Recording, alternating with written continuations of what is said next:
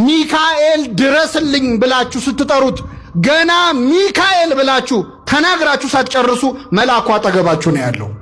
ካጠገባችን ነው ያለው። ፈጣን ጠባቂዎችን የሰጠን እግዚአብሔር ስሙ የተመሰገነ ይሁን። ገና ለምን ሳትጨርስ ሚካኤል ብለህ ሳትጨርስ ገና ሚ ስትል ሚካኤል አጠገብ ነው ያለው።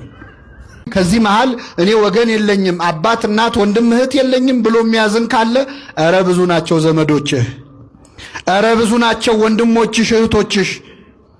መላእክት ጾታ የሌላቸው እንደ ወንድም እንደ እህት የሚሆኑ እነ ቅዱስ ሚካኤል እነ ቅዱስ ገብርኤልን የመሳሰሉ ተቆጥረው የማያልቁ ዘመዶችን የሰጠን ማን ነው? እግዚአብሔር ነው። ከኛ ጋር ያሉት ከነርሱ ጋር ካሉት ይበልጣሉ ብላችሁ መደሰት አለባችሁ። በእውነት ቅዱስ ሚካኤል ኢትዮጵያን ማትምራት እስከመቼ ነው ይበልልን። ይህችን ሀገር ማትምራት እስከመቼ ነው ይበል። በእውነት ይሰማዋል እግዚአብሔር አይሰማው?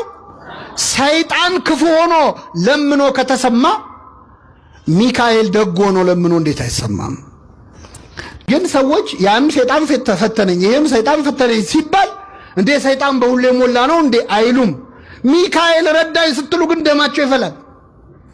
ለሰይጣን የማይጠይቁት ጥያቄ እንዴ ለሚካኤል ይጠይቃሉ? በጣም ያሳዝናል። አንዳንዴ ሰዎች ከአጋንንት ጋር ፍቅር ያላቸው ይመስላል። ቅዱስ ሚካኤል ኃጢአት ተሰረየችልኝ ይበለለውላችን።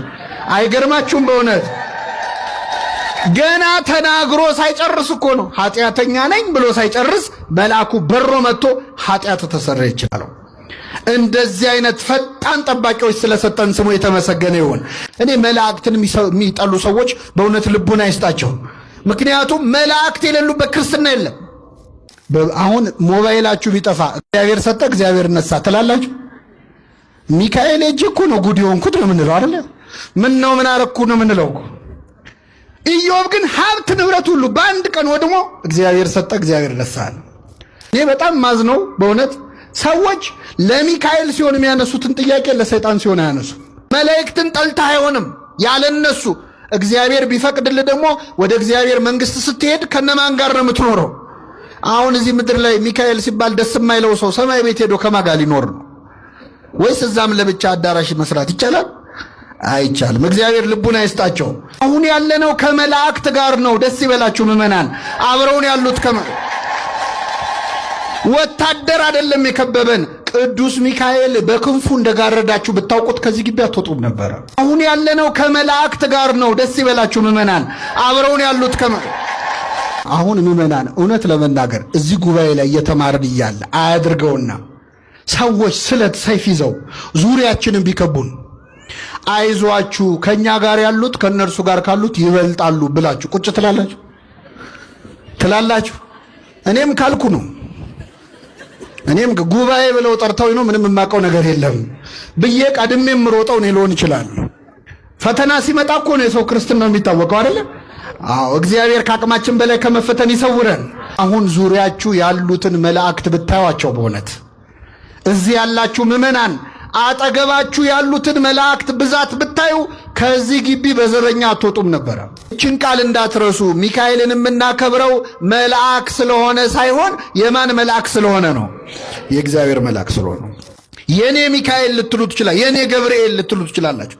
ለእያንዳንዳችን እግዚአብሔር በመዓልት በሌሊት ለኃጥኡ ለጻድቁ ለምእመኑ ለመናፍቁ ለካዱት ሰዎች ሳይቀር ጠባቂ መልአክ አላቸው። በነገራችን ሰይጣን የሚል መዝሙር ይዘምራሉ ጎረቤቶቻችን። አሁን ሰይጣን ተቃጠለ፣ ሰይጣን እንዲያረኩ፣ ጠላቴ እንዲያረኩ የሚል 1000 መዝሙር አላቸው። ሰይጣን ደስ አይበል የሚል መዝሙር ይዘምራሉ።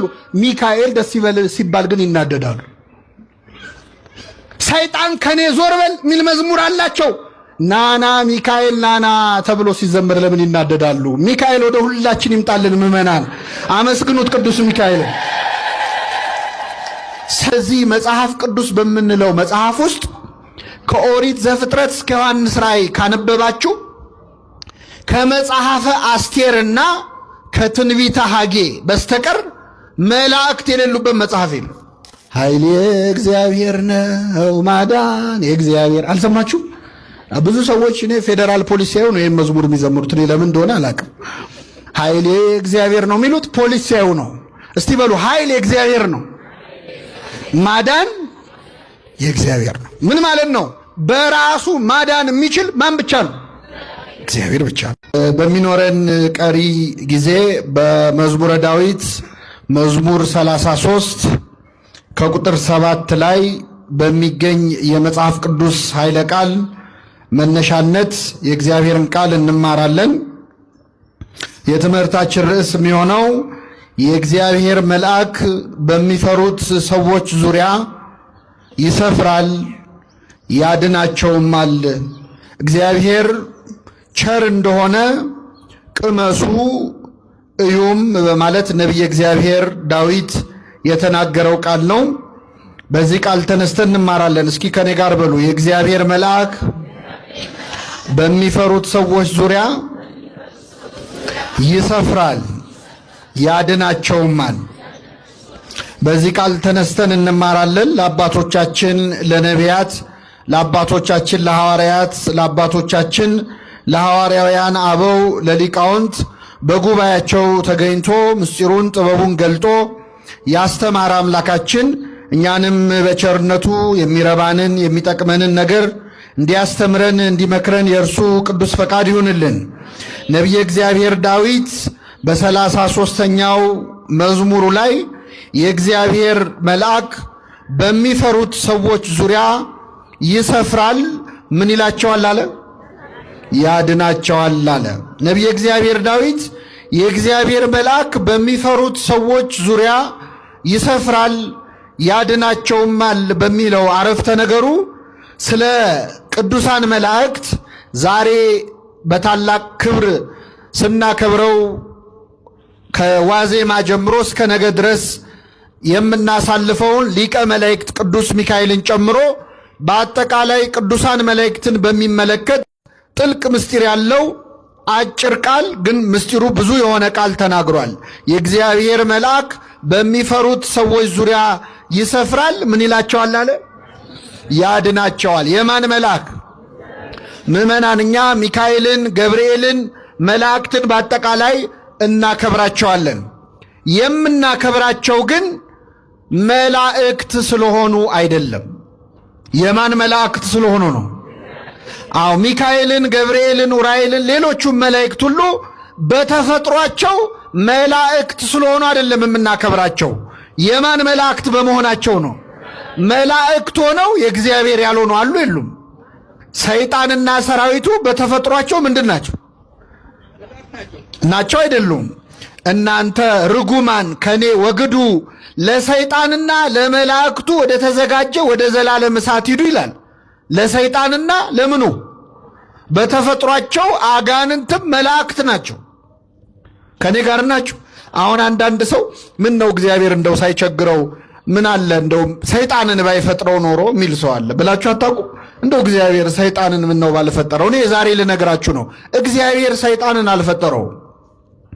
ሰይጣንን የፈጠረው እግዚአብሔር አይደለም። እግዚአብሔር የፈጠረው ሳጥናኤልን ነው። ሳጥናኤል ሰማልያል የሚባል ቅዱስ መልአክ ነው የፈጠረው። ራሱን ወደ ሰይጣንነት ወደ ዲያብሎስነት የቀየረው ማን ነው? ራሱ ነው። እግዚአብሔር የፈጠረው ቅዱስ መልአክ ነው። ከተፈጠርክበት ቀን አንስቶ እስከ ወደቅክበት ጊዜ ድረስ በመንገድ ፍጹም ነበርክ ይላል ነቢየ እግዚአብሔር ሕዝቅኤል። ቅዱስ አድርጎ ነው የፈጠረው።